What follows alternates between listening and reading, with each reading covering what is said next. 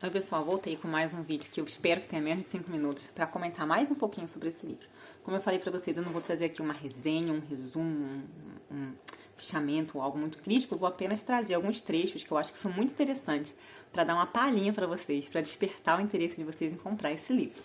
Então o que eu vou trazer para vocês agora é um pedacinho do capítulo 1, onde ele fala aqui sobre o papel das visões. Eu vou ler para vocês alguns trechos e vou comentando.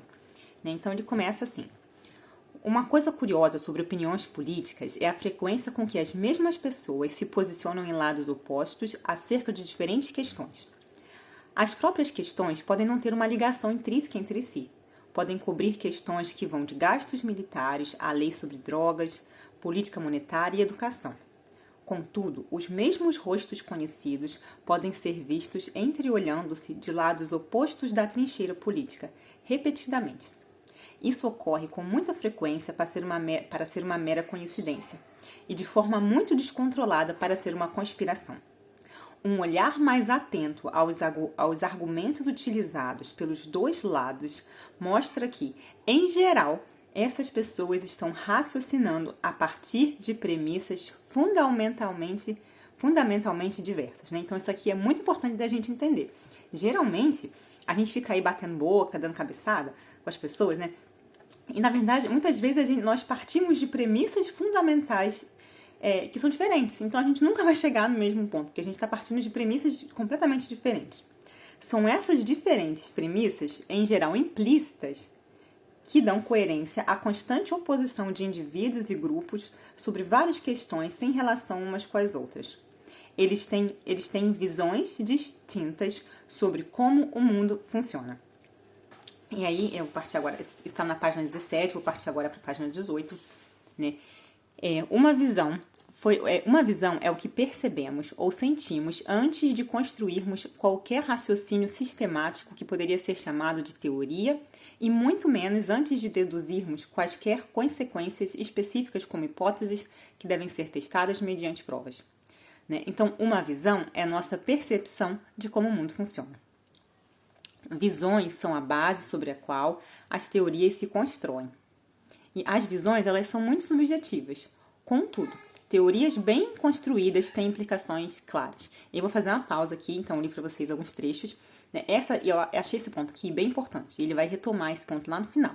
Né, que as visões, elas podem, de fato, ser muito subjetivas, né? Pode soar como algo muito subjetivo. Só que as teorias que são construídas com base nessas visões de mundo, elas têm implicações claras, né, na nossa vida. Por isso é importante a gente parar, dar um passo para trás e pensar um pouco, né, sobre as visões de mundo que estão aí, quais são as visões de mundo que estão em disputa nessas eleições, qual é a sua visão de mundo e qual dessas visões é mais coerente ou se aproxima mais da forma como você entende, como ele colocou aqui, né? Como o mundo funciona. Então, essas coisas são muito importantes. E aí ele continua, na página agora 20, continua assim, uma visão, como o termo é usado aqui, não é um sonho, uma esperança, uma profecia ou um imperativo moral.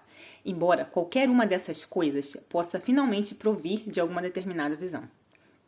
Aqui, uma visão tem um sentido de causalidade.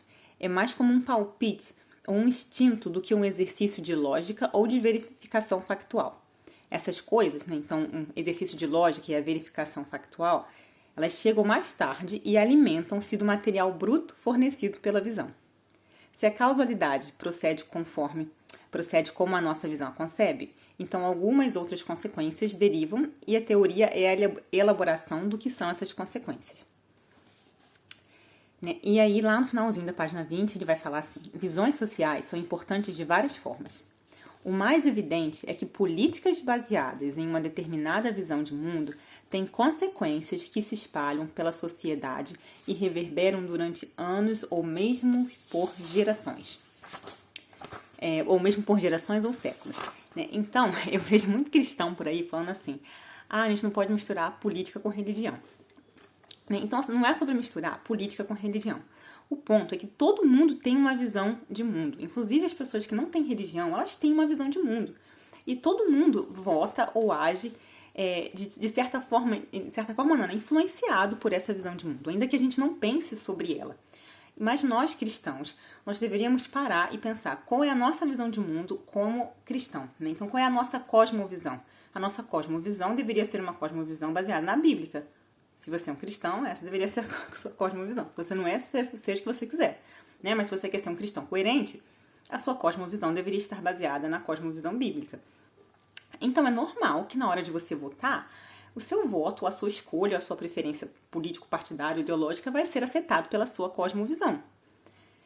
E aí eu vou gravar um outro vídeo depois, mostrando como muitas vezes a gente não faz essa conexão. A gente vive duas vidas separadas.